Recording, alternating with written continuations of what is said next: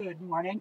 This is Jude in my video diary on breast cancer. Today is 2/11/18, and I'm almost fully recovered from my lumpectomy.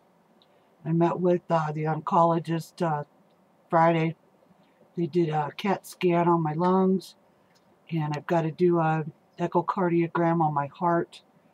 One of the drugs that they're talking about, Trimicil,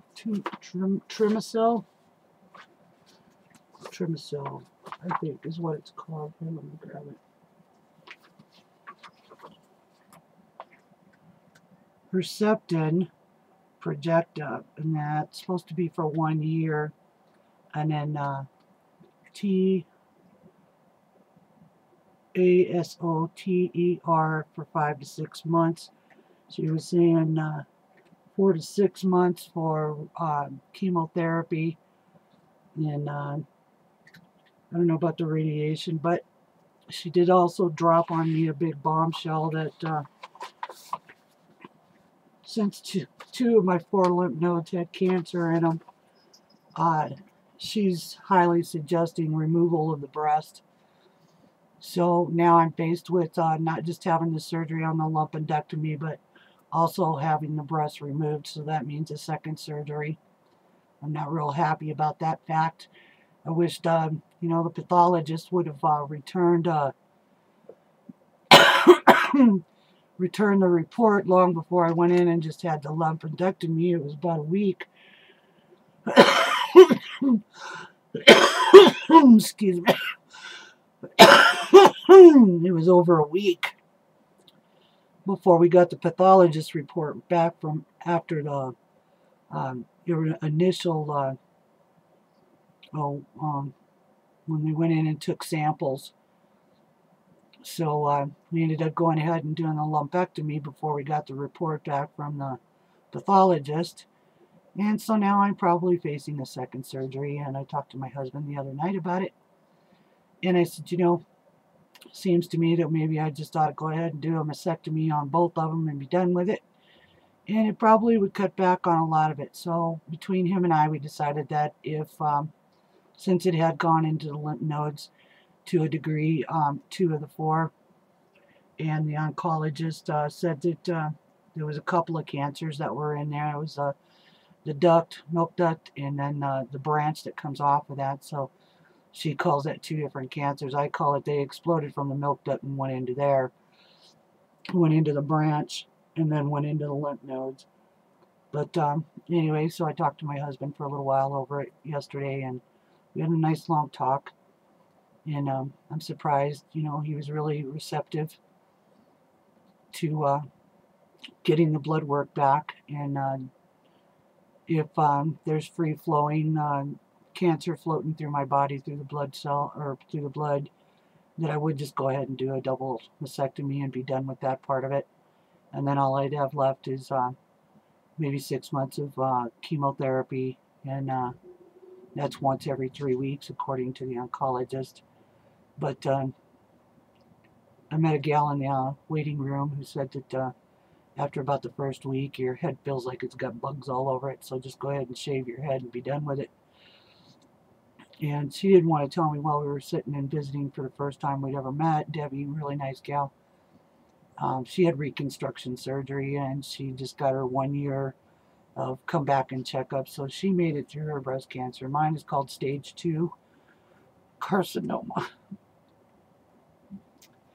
And anyway, so now we're going to go back Monday to the surgeon's office. And now that he met with the oncologist on Wednesday, I guess, before I had met with her, and I'm going to see what he has to say about his margin of when he took the tumor out. It was quite large.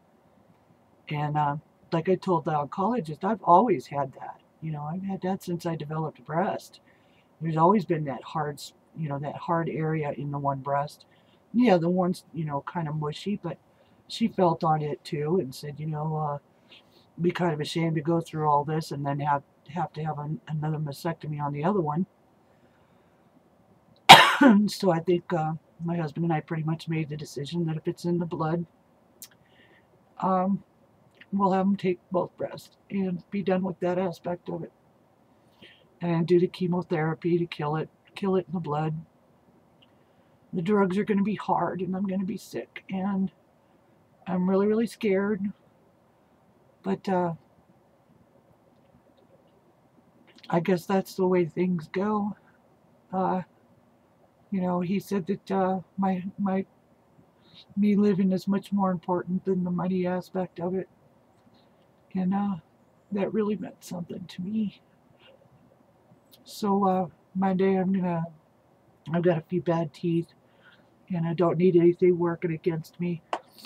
I hate the dentist, and my cat, as you can always tell in my videos, that I have that missing tooth up front. Well, I have a plate for it, but one of the cats found it and evidently thought it was a play toy, so it's been missing for some time. And I'm going to go ahead and have the one next to the blank spot taken out, and I've got one back here, and I think one up here that should go too. I can't afford to go into these chemotherapies with any infection in my body, because it seems like infection is a big thing for this. They couldn't find anything with my heart wrong, but I know for a fact that I have a prolapsed valve, and I also have an enlarged heart, and these drugs that they're going to put in me are really, really going to be hard on my heart.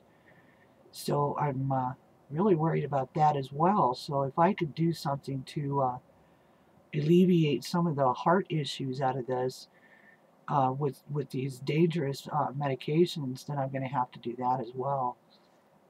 But for now, I guess we're waiting on the blood work, and I'm waiting to talk to the doctor again, the surgeon, and see what he suggests. If he says take the puppy off, then I'm going to have him take both of them off.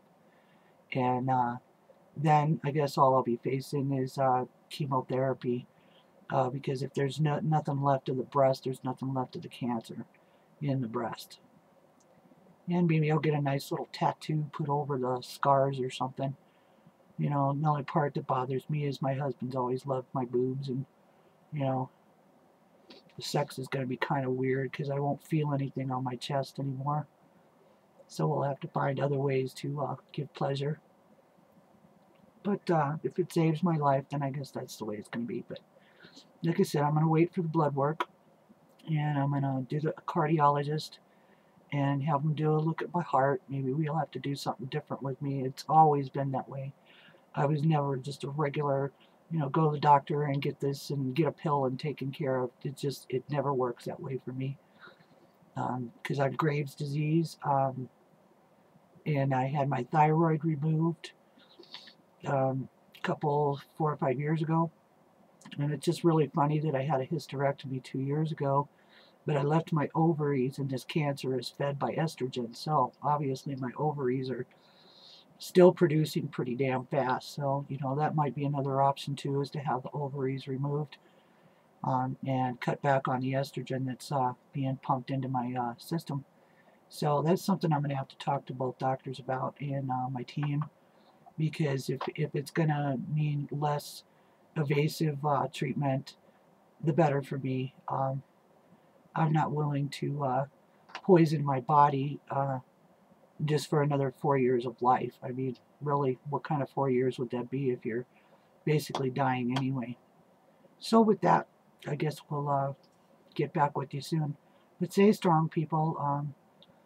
It's not always a death sentence, but I'm not looking forward to any of this next few weeks, because I feel like I've been kind of left in the dark for the most part. And even the oncologist said, if you're going to do reconstruction surgery, don't do it in Casper. And that tells you a lot, that these guys up here are still so far behind in reconstruction surgery of breast cancer survivors that even if you had your boobs lopped off, the chances of ever having them again are pretty slim if you live up here.